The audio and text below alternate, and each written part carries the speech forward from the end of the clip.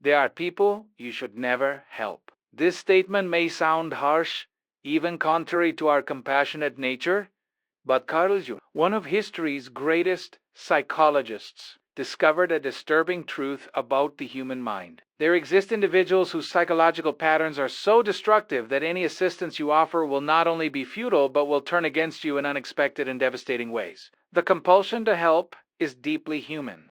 We extend our hand to those in difficulty almost by instinct. But have you ever wondered why, after helping certain people, you feel inexplicably exhausted, confused, or even betrayed? Jung revealed that this is no coincidence. It's the result of interactions with dangerous personalities who feed on your goodwill. And the most frightening part, you're probably helping one of these people at this very moment. The shadow side that Jung identified operates silently in our daily lives. These dangerous people rarely come with warnings. They infiltrate our lives subtly, exploit our vulnerabilities, and before we realize it, we're trapped in toxic relationships, manipulated and drained of our vital energy. Who are these dangerous people Jung warned us never to help? How can we identify them before it's too late? And why, even with all the warning signs, do we continue falling into their destructive traps? 1. The emotional manipulators, masters of guilt and victim. Behind the tears and desperate, please lies something far more sinister than genuine need. The mask of vulnerability conceals a calculated strategy designed to exploit your compassion. These individuals have perfected the art of emotional manipulation to such a degree that even the most discerning minds fall prey to their tactics. They approach with a compelling story of injustice, hardship, or betrayal. Their narrative is carefully crafted to trigger your protective instincts and sense of fairness. The world has wronged them, they insist. Everyone has abandoned them in their time of need. You alone understand their pain. You alone can save them. This targeted approach is no accident. They've studied your values, your insecurities, your need to be needed. They know precisely which emotional buttons to press to elicit the desired response. Your compassion becomes the very weapon used against you. When you offer help, the dynamic shifts subtly but significantly. What seemed like gratitude transforms into entitlement. What appeared as appreciation becomes expectation. The assistance you provide is never quite enough. The problems never fully resolve. Each solution merely unveils another crisis requiring your immediate attention. The pattern becomes clear only in retrospect. They create dependencies by ensuring you feel responsible for their emotional well-being. They manufacture emergencies to keep you perpetually engaged. They isolate you from others who might question the nature of your relationship. Jung recognized this behavior as a manifestation of an unintegrated shadow. Unable to confront their own darkness, they project their needs onto others, making their psychological survival your responsibility. Their inner emptiness becomes a bottomless pit that no amount of external support can fill. The subtle art of guilt deployment becomes their primary tool. If you establish boundaries, they collapse in despair. If you question their accounts, they respond with wounded indignation. If you dare suggest they take responsibility, they remind you of all they've suffered and all you've promised. Their emotional language creates false equivalencies between your healthy self-protection and cruel abandonment. They reframe your need for space as betrayal. They interpret your exhaustion as selfishness. They transform your legitimate concerns into evidence of your flawed character. The insidious nature of this relationship reveals itself in how it changes you. You begin doubting your perceptions. You question whether your growing resentment means you're cold-hearted. You wonder if perhaps their accusations contain some truth. This internal destabilization is precisely their goal. Confused, uncertain person is easier to control. Breaking free requires recognizing a fundamental truth. Their salvation cannot and should not come at the cost of your psychological well-being. The endless sacrifice they demand serves not to heal them but to sustain their avoidance of genuine growth. The help they seek isn't help at all, it's enablement. True compassion sometimes means saying no. Authentic support sometimes requires stepping back. Genuine care occasionally demands allowing others to face the natural consequences of their choices. As Jung understood, we don't serve others by shielding them from the very experiences that might prompt meaningful change. The path forward lies in reclaiming your emotional sovereignty. It means recognizing that being used as an emotional regulatory system for another is neither sustainable nor truly helpful. It requires acknowledging that some forms of helping actually harm both parties involved. Most importantly, it demands the courage to direct your compassionate energy where it can foster genuine healing rather than perpetual dependence. 2. The energy vampires, those who drain your vitality. Every interaction leaves you mysteriously depleted. What should have been a simple conversation somehow evolved into an emotional marathon, leaving you exhausted while they appear mysteriously energized. This isn't coincidence or hypersensitivity on your part's the hallmark signature of what Jung might recognize as an energy vampire. These individuals operate through a process Jung understood as unconscious psychic feeding. Unable to generate sufficient internal emotional energy, they instinctively extract it from others. The mechanism works below the threshold of ordinary awareness, making it particularly dangerous. You feel the effects without necessarily identifying the cause. The initial encounter often feels oddly intense, even unnaturally engaging. They focus on you with unusual concentration, creating a false sense of meaningful connection. This heightened attention isn't genuine interest, but rather the establishment of an energetic link through which the transfer will occur. The flattery and mirroring they employ serves primarily as the hook. Their conversation style reveals the strategy at work. They create circular discussions that never reach resolution.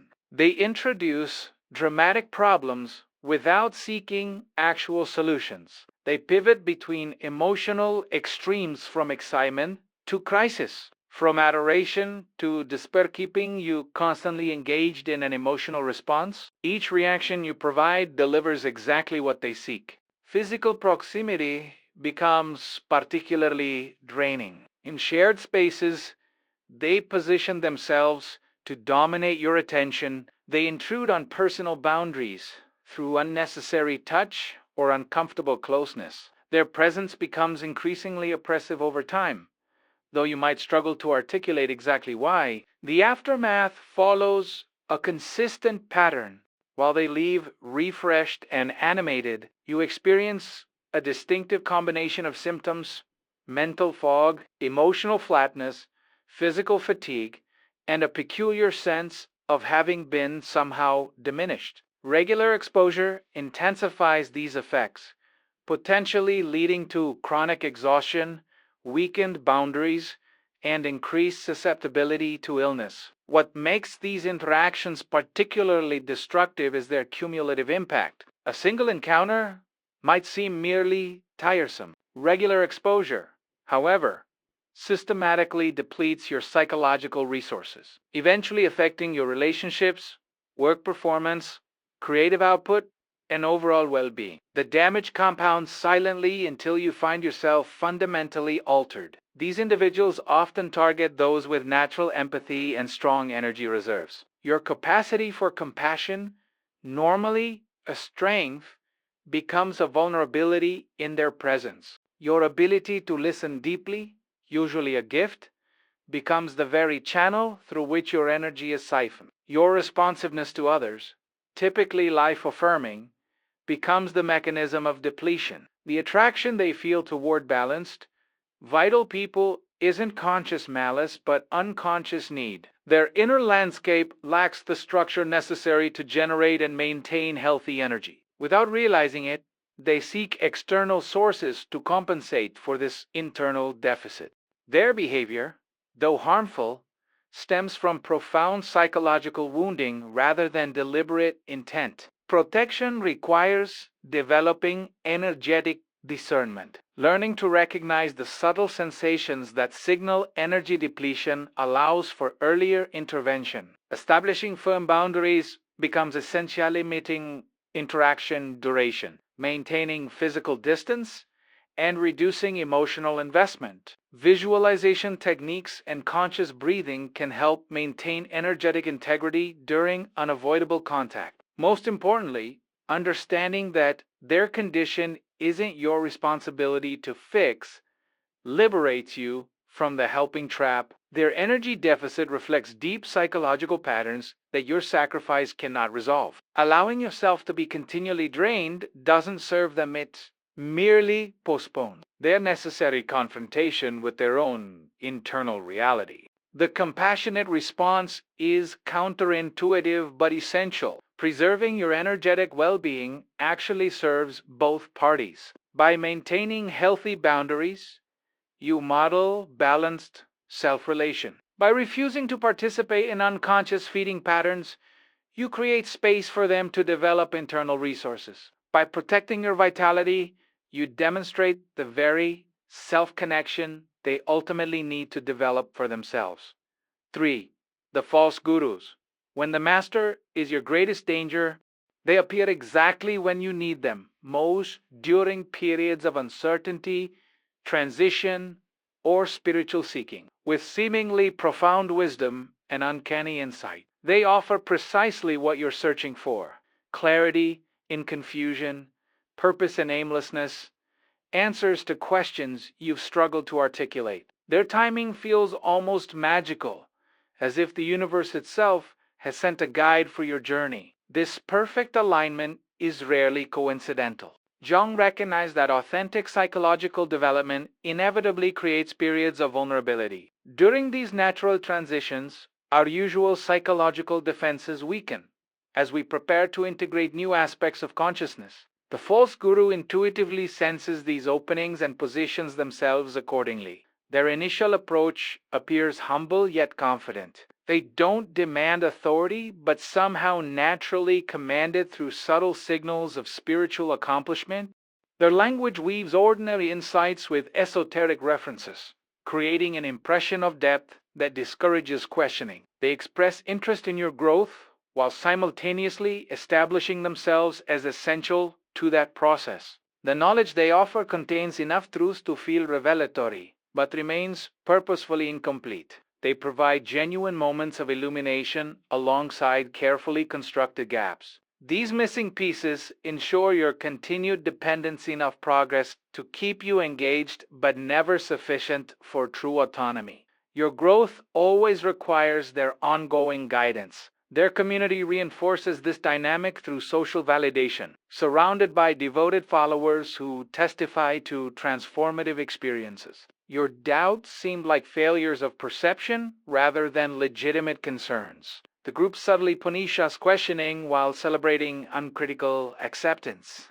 Your growing investment emotional, financial, temporal mix, acknowledging misgivings increasingly difficult. The relationship evolves through progressive boundary violations, disguised as spiritual advancement. Personal information extracted during vulnerable moments becomes leverage for future manipulation. Private struggles transform into public examples of your continuing need for guidance. Physical boundaries blur under the guise of energy work or special transmission.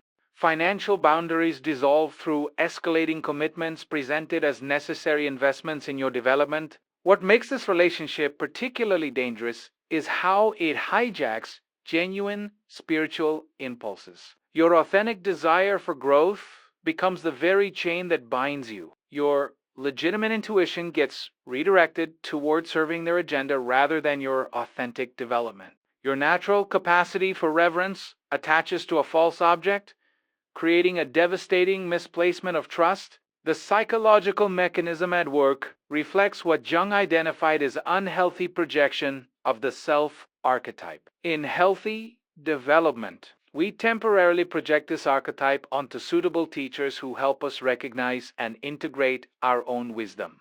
The false guru, however, encourages permanent projection, positioning themselves as the exclusive channel for the divine wisdom that actually resides within you. The damage inflicted operates at the deepest levels of psyche, Beyond financial exploitation or time wasted lies a more profound harm, the systematic misdirection of your spiritual energy. The false guru doesn't merely take your resources, they divert your authentic developmental path, potentially delaying genuine growth for years or even decades. By the way, if you're curious to go even deeper and integrate your shadows and light, check out the Sim Method ebook. It's a concise guide that can help you unlock your inner power in just 5 minutes a day. The link is in the first pinned comment below.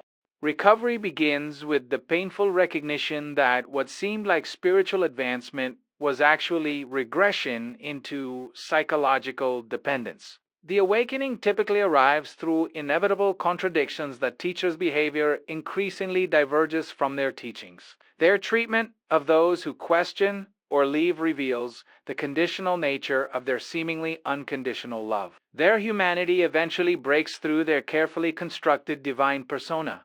Healing requires reclaiming the authority you surrendered. It means painfully acknowledging how legitimate spiritual yearnings were exploited. It involves separating genuine insights gained from the manipulative context in which they were delivered. Most importantly, it demands recommitting to the fundamental principle that authentic spiritual development always leads toward greater autonomy, not increased dependence. The wisdom to avoid this trap altogether comes from understanding that legitimate teachers consistently point you back toward your own inner authority. They view their role as temporary rather than permanent. They welcome questioning rather than punishing it. They demonstrate through every interaction that true spiritual maturity means recognizing that the guru you seek has always resided within you.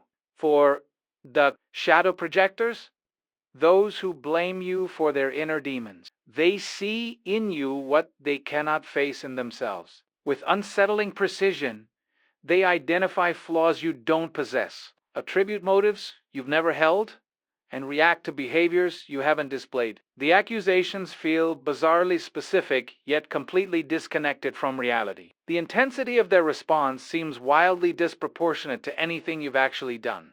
This bewildering dynamic represents what Jung identified as shadow projection 1 of the most destructive unconscious mechanisms in human psychology. Unable to confront disowned aspects of their own psyche, they unconsciously transfer these elements onto external targets. You become the screen upon which they project the very qualities they most despise in themselves, but cannot consciously acknowledge. The projection often begins subtly.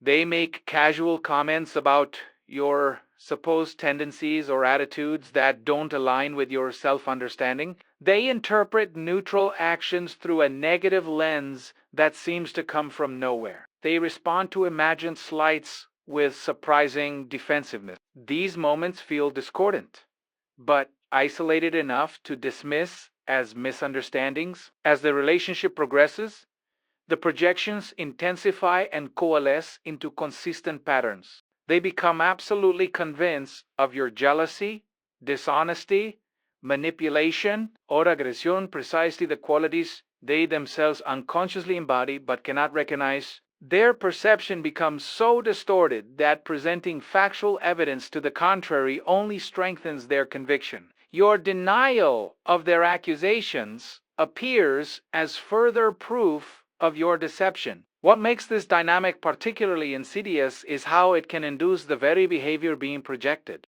When repeatedly accused of hostility, you eventually feel genuine anger. When consistently treated with suspicion, you begin withholding information when continually labeled as selfish, you finally prioritize your well-being. These induced responses then confirm their original projection, creating a self-reinforcing cycle almost impossible to break. The emotional impact accumulates over time.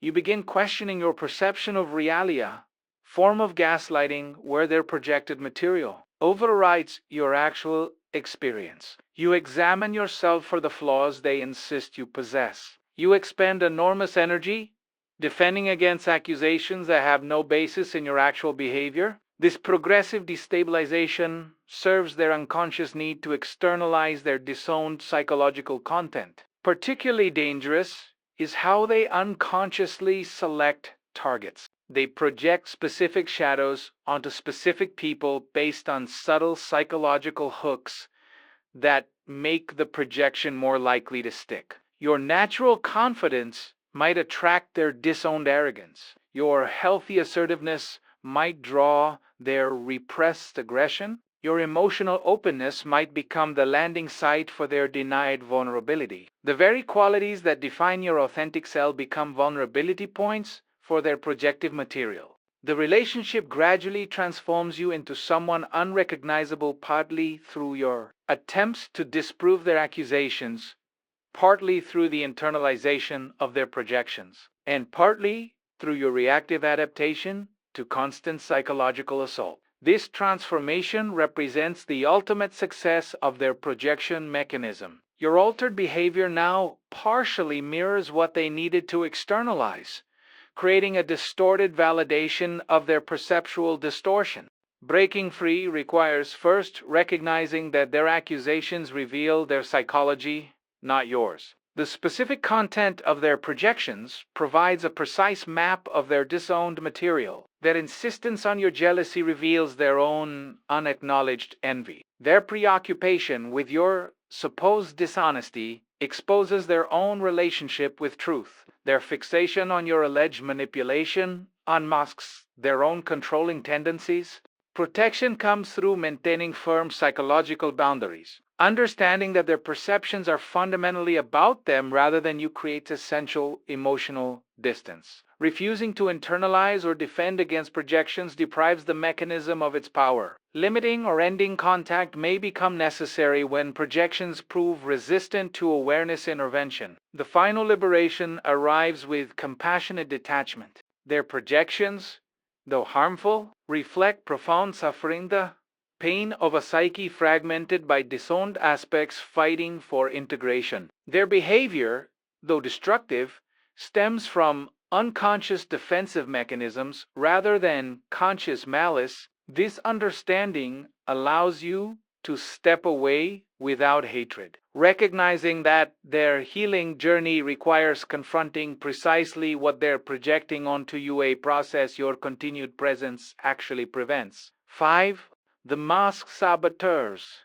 Friends who secretly desire your failure. They celebrate your successes with words that somehow leave you feeling diminished. Their compliments contain subtle undermining messages. Their advice consistently steers you towards safer, smaller choices. Their helpful feedback focuses exclusively on potential problems rather than possibilities. Their support arrives too late or informs too impractical to actually assist your progress. This contradictory behavior reveals what Jung would recognize as a profound conflict between conscious and unconscious motivations. On the surface, these individuals genuinely identify as supportive friends or colleagues. Beneath this conscious identity, however, operates a powerful unconscious agenda directly opposed to your advancement and accomplishment. The sabotage appears in predictable patterns once you know what to look for.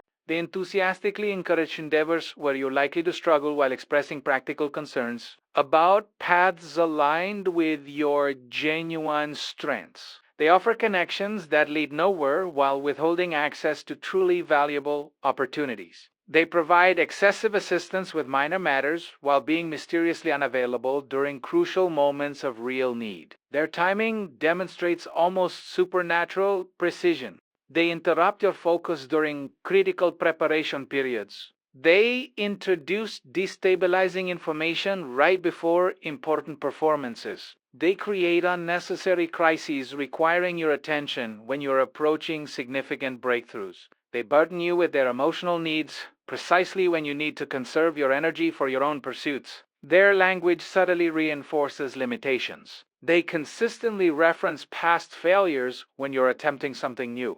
They frame potential opportunities in terms of what could go wrong rather than what might succeed. They contextualize your ambitions within unnecessarily narrow parameters. They introduce doubt through seemingly innocent questions that target your vulnerable areas. What makes this dynamic particularly destructive is its hidden nature. The sabotage occurs within a relationship ostensibly defined by support, making it difficult to identify and nearly impossible to address directly. Confronting these behaviors typically results in hurt denial that makes you question your perceptions. You become the villain for noticing the very pattern designed to undermine you. The psychological mechanism driving this behavior isn't conscious malevolence, but unconscious emotion so socially unacceptable that most individuals cannot acknowledge it even to themselves. Your growth, accomplishment, or happiness triggers discomfort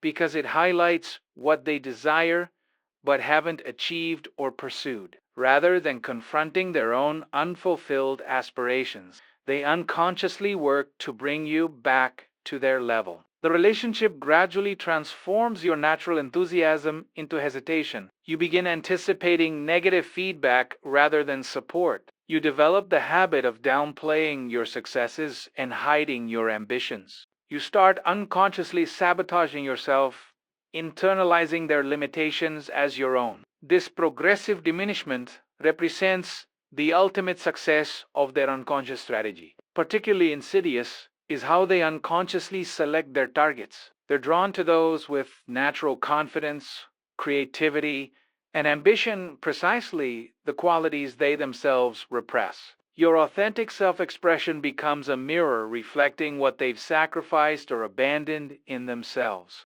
Your vitality highlights their compromise. Your courage illuminates their capitulation to fear. Breaking free begins with recognizing the pattern without assigning conscious intention. Their behavior reflects psychological wounding rather than deliberate strategy. Their actions reveal their relationship with themselves rather than their conscious feelings toward you. This understanding allows you to respond to the pattern without becoming entangled in unproductive confrontations about intentions they genuinely cannot recognize in themselves. Protection requires establishing psychological distance without necessarily ending the relationship. Limiting what you share about your goals and progress reduces their opportunities for sabotage. Developing multiple sources of genuine support creates resilience against their influence. Creating boundaries around your psychological space during important endeavors preserves the energy and confidence you need to succeed. The ultimate liberation comes through recognizing that their limitations need not become yours. Their unconscious agenda reveals their psychological constraints,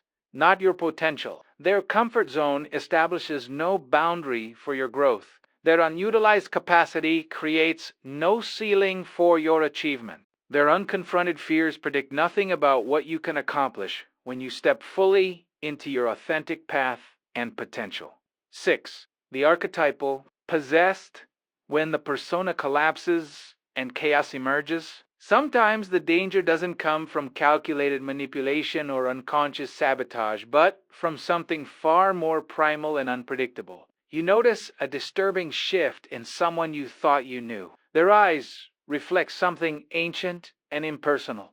Their voice carries unfamiliar cadences. Their behavior displays a frightening consistency in its destructiveness, as if they've been overtaken by something beyond their control. This alarming transformation represents what Jung identified as archetypal possession, perhaps the most dangerous psychological phenomena he documented. When the conscious personality becomes overwhelmed by unconscious archetypal energies, the individual effectively becomes a vessel for transpersonal forces far exceeding their capacity for integration or control. The warning signs emerge through subtle but significant changes. Their psychological flexibility disappears, replaced by rigid intensity. Their normal emotional range narrows into a single dominant affect, whether rage, ecstatic fervor, or icy detachment.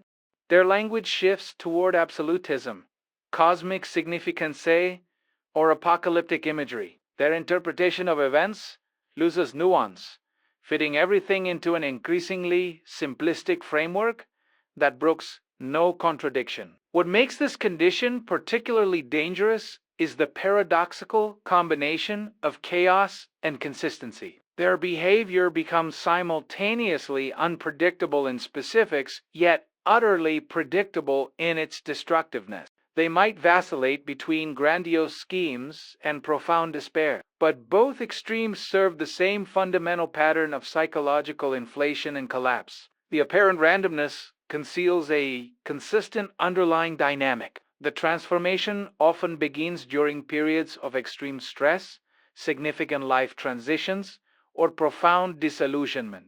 These threshold experiences can temporarily dissolve the normal boundaries between conscious and unconscious, allowing archetypal material to flood a personality lacking a psychological structure to contain it. What might have been a transformative growth opportunity instead becomes a destructive possession when the ego lacks sufficient development. Particularly dangerous is how this condition mimics authentic spiritual awakening or psychological breakthrough. The intensity, certainty, and sense of significance can appear similar to genuine transformation. However, true development integrates archetypal energies without being overwhelmed by them. It maintains connection to ordinary reality alongside expanded awareness. It preserves essential psychological functions rather than bypassing them. The relationship progressively reveals the nature of the specific archetypal possession. Those overtaken by the shadow display consistent cruelty or destruction cloaked in righteous justification.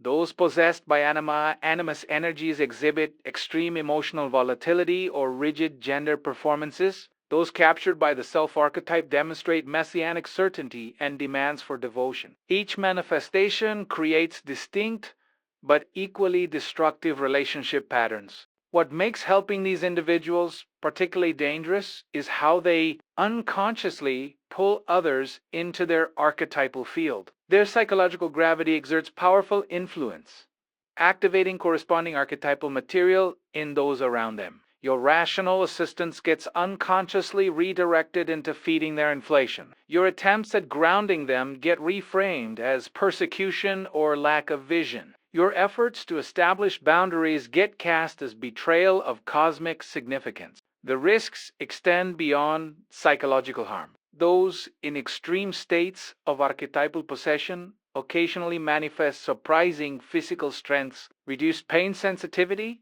or other alterations in normal physical functioning. Their disconnection from ordinary reality can lead to dangerous misjudgments about basic safety. Their sense of special mission or cosmic significance can override normal ethical constraints, potentially leading to harmful actions against themselves or others. Breaking free requires first recognizing that no amount of ordinary help can address this extraordinary condition. Traditional support, rational discussion, or emotional appeals typically feed rather than resolve the possession. Professional intervention becomes essentially daily from practitioners specifically trained in Jungian approaches or similar depth, psychologies that recognize archetypal dynamics. Protection demands establishing firm psychological and physical distance. Unlike other challenging relationships, where partial engagement might be possible, archetypal possession requires complete disengagement. The unconscious field generated by the possessed individual creates danger that transcends ordinary relational difficulties. Your well being depends on recognizing when helping becomes impossible without becoming drawn into the same destructive pattern. The compassionate response acknowledges a fundamental truth. Genuine help for someone in this condition cannot come from within an ordinary relationship. It requires specialized knowledge, proper containment, and professional boundaries. The most genuinely supportive action often involves facilitating connection to appropriate resources while maintaining the distance necessary for your own psychological and physical safety. The journey through Jung's psychological landscape reveals a profound paradox. Our deepest compassion can lead us into our greatest danger. By understanding these 6 dangerous archetypes, we gain not only protection but insight into the complex shadows that exist within all human relationships. Jung believed that true wisdom comes from integrating our shadow rather than projecting it outward or falling victim to others. Unintegrated darkness. The ultimate lesson isn't to withdraw our help entirely from the world, but to offer it with conscious discernment, recognizing